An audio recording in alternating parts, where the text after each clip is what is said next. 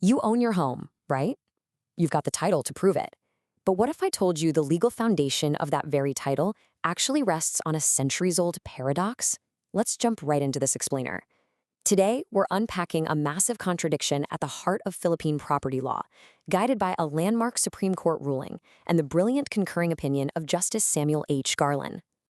Okay, so here's the contradiction. Read the Constitution, and it flat out says all lands of the public domain belong to the state. So if the state owns it all, how on earth do you hold a private title to your house or your family farm? How can something be entirely public and exclusively private at the exact same time? Honestly, it sounds like a legal impossibility, doesn't it? Well, to solve this puzzle, we're looking directly at Justice Garland's legal insights. He points out that this whole modern confusion really just stems from a super subtle, almost hidden legal distinction between two words we constantly use interchangeably. And getting this distinction right is literally the key that unlocks private ownership in the Philippines. Section 1. The land ownership puzzle. Let's look at the foundation of state ownership. We have to start with the baseline rule that's governed all land here since the Spanish colonial era, the Regalian Doctrine. Simply put, under the 1987 Constitution, the state is the ultimate owner of all lands of the public domain. Unless a piece of land is unmistakably proven to be privately owned, or you hold a native title from time immemorial, the law just presumes the government owns it. You can't exactly just plant a flag in an empty field and call it yours, right? The state owns it by default. Section 2. Domain versus dominion. Let's unpack this legal umbrella. All right, here is where Justice Garland's detective work really shines. He highlights a crucial distinction between two concepts. On one hand, we've got public domain. This is a massive constitutional concept that covers literally all lands held by the state. But on the other hand, we have public dominion. Notice the difference? This is a much narrower civil code concept. It only refers to properties specifically intended for public use. Think roads, bridges, or public service. So this brilliantly illustrates the reality. The public domain is basically a giant umbrella. And sitting underneath that umbrella, you've got two different types of property. First, your public dominion properties. These are your national parks, your rivers, active government buildings. They are completely outside the commerce of men. You can never, ever buy them. But second, you have patrimonial property. This is property the state holds in its private capacity. It's still under that big public domain umbrella, but, and here's the kicker, it is entirely capable of being owned by private citizens. Moving on to Section 3, Becoming Patrimonial Property. Let's talk about the magic wand of land classification. So how exactly does land cross that invisible line?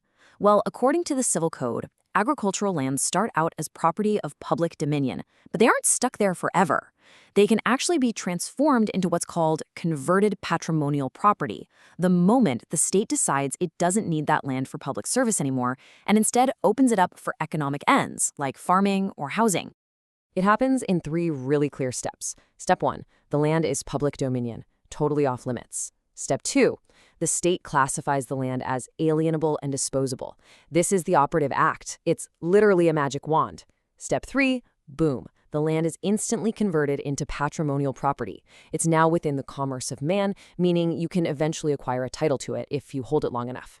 Now, for years, there was this messy, confusing legal theory floating around claiming that just declaring land alienable wasn't enough. People thought you needed an entirely separate, extra law proving the government had actively abandoned the land. But Justice Garland completely dismantles this. He firmly believes and argued successfully that alienable land absolutely must be considered patrimonial property because the very act of classifying it as alienable and disposable is the ultimate proof that the state no longer intends to use it for public service. That classification itself is the express declaration of abandonment. No extra laws needed, period. Section 4. The historical proof. We're tracing the law from 1901 to today. To back up this interpretation, Justice Garland actually takes us on a bit of a historical journey. And looking at this timeline, it reveals a remarkably consistent pattern, all the way back to the American colonial era, starting with the Bureau of Public Lands in 1901, and through the Public Land Acts of 1903 and 1919, the exact phrase public domain was deliberately used to include disposable agricultural lands open to private citizens. The term was never, ever restricted just to government use lands.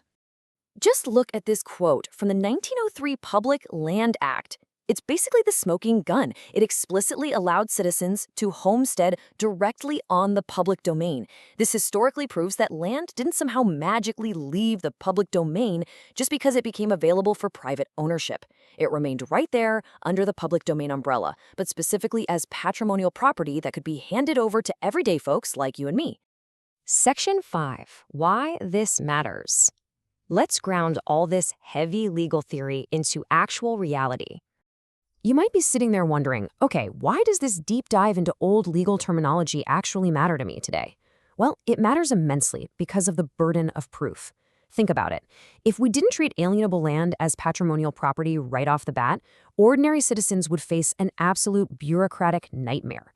You could occupy, farm, and pay taxes on a piece of land for 50 years and still be denied a title because you couldn't prove a negative fact, the government's supposed hidden intention to abandon the land. It is basically an impossible hurdle. It's like trying to find a receipt for a cup of coffee you bought 3 decades ago. But thanks to Republic Act 1157-3 and this clarified Supreme Court ruling, that old confusing maze, totally gone. The clarified rule is now the definitive law of the land. Classifying land as alienable and disposable is the express declaration. Because of this, just 20 years of open, continuous possession of this alienable land is enough to conclusively presume you've met all the conditions for a government grant. Ultimately, simplifying this confirmation process isn't just about legal semantics. It's a real game changer with massive real-world impact. It secures property rights for families who've lived on their land for generations. It removes that completely impossible burden of proof from your shoulders. It dramatically strengthens the Torrens registration system so people can invest in their properties without looking over their shoulder. And most importantly, it fulfills the Constitution's core goal of making land ownership accessible, genuinely multiplying landowners across the entire country. So, I'm going to leave you with this thought. The stroke of a pen over a century ago created a paradox that we are finally untangling today. If history shapes our legal reality so heavily, how might understanding this century-old distinction secure your family's most valuable asset today? Hopefully, this explainer has empowered you to view the bedrock of your property rights in a totally new light. Thanks for joining me, and keep asking those big questions.